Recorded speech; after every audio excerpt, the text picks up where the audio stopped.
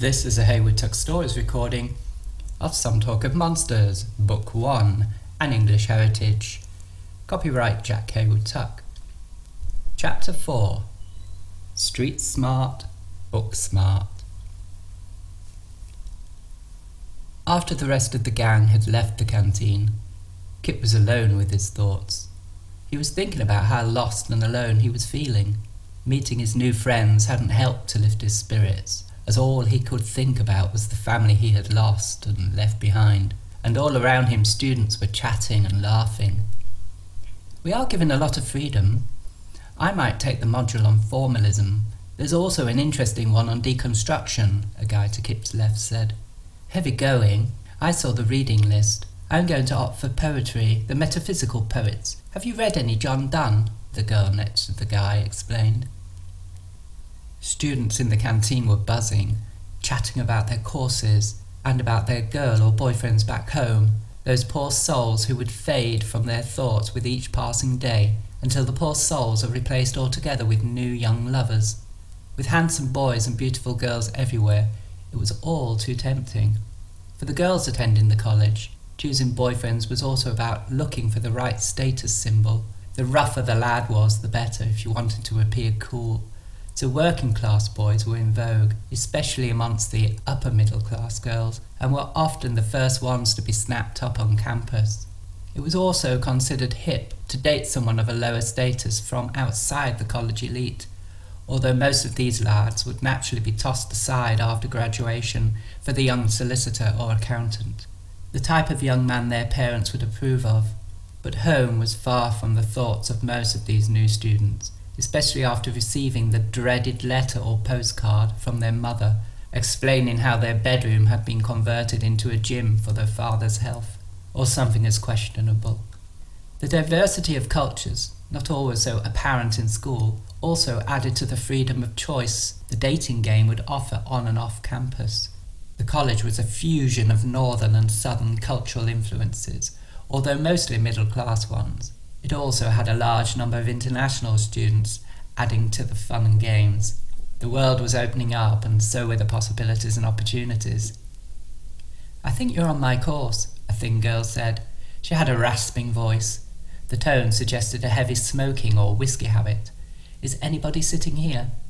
Kip looked up at her. It was the girl who had bumped into him earlier, the annoying girl with the strange hair. Kip was about to be dismissive and tell her to leave him alone when he noticed her hands. "No, you can sit here if you want," Kip said, looking at the large gemstone rings on her fingers. "You're theatre arts, right?" "No," Kip quipped. "Dramatic arts." "Oh, I thought you were more behind the scenes, set design or costume." "You don't look like a drama student." "Why don't I?" "You look the nervous type," she continued. "Me too. It's hard to make friends, isn't it?" "I have friends." "I didn't mean—" The girl paused for a moment to study Kip's face. "I heard people talking about you in the corridor. You're Kip, aren't you? They were saying you were the brother of a murdered student, a boy who used to study here. Is it true what they are all saying?" "What are people saying?" "Not much," she replied. "Mere whispers." Kip stood up from the table, picking up his tray. "You're leaving?" "I have a drama class," he said, and walked away before she had had chance to tell him her name. Sebastian was already waiting outside the rehearsal hall as Kip turned the corner into the drama quad. Kip waved as he saw him, and Sebastian ran over to meet him. At this moment, without any warning, a student stepped right out in front of him, treading on his foot. "Hey guys," he said. He was a menacing-looking skinny youth. He thrust a flyer into Kip's hand, causing him almost to drop his bottle of pop. "7 sharp," he said, grasping his book on Brecht plays close to his chest. "Be there." "What's it about?" Sebastian asked, noticing how the guy's crew-cut hairstyle was glistening with sweat under the heat of the sun. "It's a play I've written about historicism. You'll find it interesting, I'm sure," he said. "You will come, won't you?" Kip stared at the boy's busy brown eyes below his thick, bushy eyebrows, trying to decide whether he thought he looked cool in the long black leather trench coat or stupid. It was, nevertheless, a dramatic statement after seeing him at the party in white silk pyjamas. "The name's John, by the way," he said, giving Kip the once-over. "I'm Sebastian, and this is Kip. We're drama students. Dramatic arts. You're not on our course. You must be in theatre arts." "I'm dramatic arts, not theatre arts," he said flippantly. "I missed the induction." "You were at the party. I recognise you. You're this Kip. Make sure you guys come. I'll know if you don't. Catch you later then, yeah?" Kip watched him hurry away, his round ears sticking out, resembling car doors, above his heavy leather collar. "Not sure if I like him. He looks at me kind of weird," Kip said, as a large bird landed in front of his feet. "And why are there so many of these magpies?" But before Kip had a chance to contemplate further on the strange behaviour of birds, a small girl in a long black dress ran across the grass towards them. It was the girl from the canteen. "You have a drama class. Did I hear you right?" "Me too. I tried to talk to you in the canteen. I didn't notice you in the registration hall." "I was there. I saw you," Kip answered. "What do you want?" Again, Kip felt uncomfortable. He hated the way that everyone seemed to know who he was before he had a chance to introduce himself. "So you're Kip?" she said, flabbergasted, as if expecting someone entirely physically different to the boy standing in front of her. "Don't say it like that," he said, feeling awkward. "That's the second time today someone said my name like that." "Like what?" "Like there's something weird about it." "I don't think it's weird," she said, smiling. "Kip, it sounds cool." The girl again studied Kip's face, this time with a slight smile. "So aren't you going to ask me my name then?" "Go on then," Kip said. "What's your name?" "It's Stella." Sebastian then leant over and whispered in Kip's ear. "It's the girl who ran past us yesterday along the sculpture trail." "Is it?" "I didn't notice any girl." "Talk to her," Sebastian insisted. "I think she's hot for you." Kip looked at Stella. She was a square-faced girl. The first thing he noticed, apart from her knuckle-duster rings, was how her eyebrows sent waves across her high forehead, creating a disturbance above her overly large, deep-set dark eyes. Next, there was the mouth. Her thin, painted purple lips spread out under a sharp nose, adding to the horror show. Kip gawked at her face, not knowing quite what to say. He then looked down at the black army boots she was wearing, and noticed the fringe of black lace around the bottom of her dress. "I like your dress," Kip remarked. "Did you make it yourself?" "You should do costume." But before Stella could answer, Jamie and Poppy ran past, carrying a jar full of what looked like sticklebacks. "That's the girl I've just been talking to in the canteen," Kip said. "She's pretty, isn't she?" "She's not pretty," said Sebastian. "She's gorgeous." The boys watched Poppy's long hair bouncing on the collar of her jacket. It was a dark green wax hunting jacket, which helped to further enrich the golden blonde of her curls. Stella huffed and walked off. She wasn't amused. "She's astonishing," Kip continued. "You can ask her anything you like about science." "They do science here?" "Part of a teaching faculty. She's taking environmental studies with that guy she was with. Jamie, his name is. He's cool." "That explains the jar," said Sebastian. "She's probably found an interesting subject to study. She collects things from around the lake.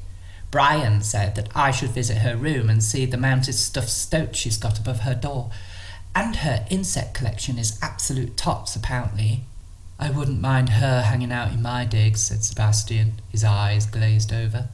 "Why?" Kip asked. "You got bugs and flies in your room." "What?" he said, as if awaking from a coma.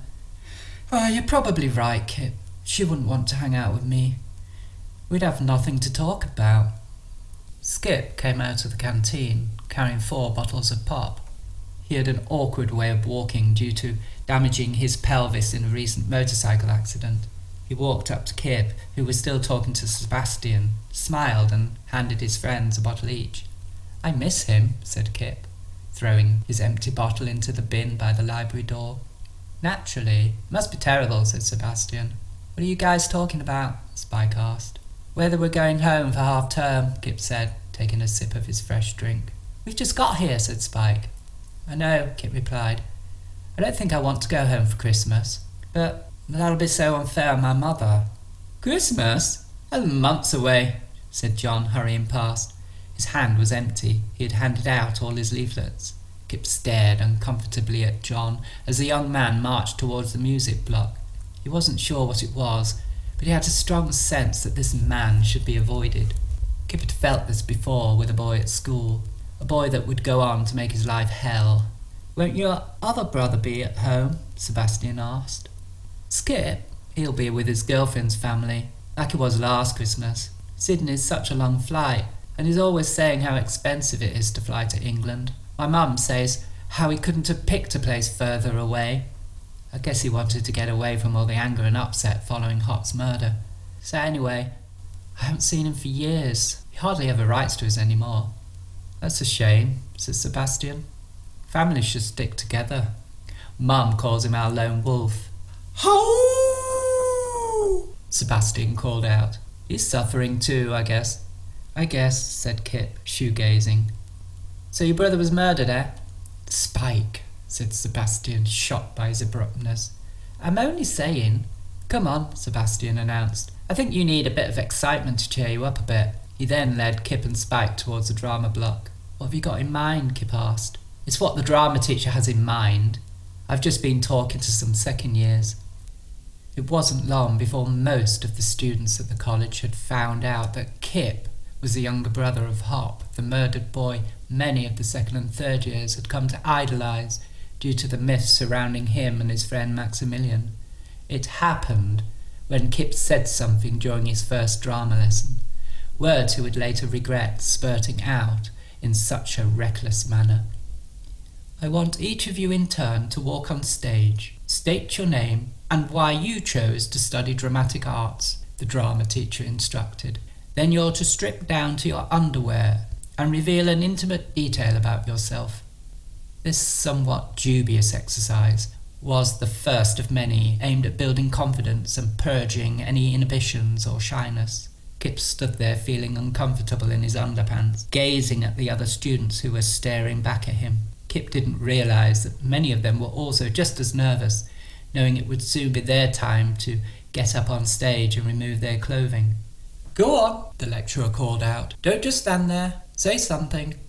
But before Kip could stop himself, he said it, the one thing that he had wanted to keep quiet, words that spluttered from his lips like those from a rambling imbecile. I had a brother, he was called Hop, he began nervously, feeling that the girls were probably more interested in his body than with his story. My brother, Kip continued, he came to study here. My brother was murdered. The silence was something Kip hadn't expected. He knew he had to say something to rescue the situation. Everyone was just staring at him. At that point, as if he was holding a lecture himself, he asked his audience confidently, So what makes someone murder? Anyone? His question brought a few embarrassed sniggers from the girls, and his lecturer asked him to sit down. Stella didn't giggle at Kip. She felt his embarrassment. She gazed at Kip's slim, near-naked body and knew at that instant that she had found her intended. End of chapter 4, part 1.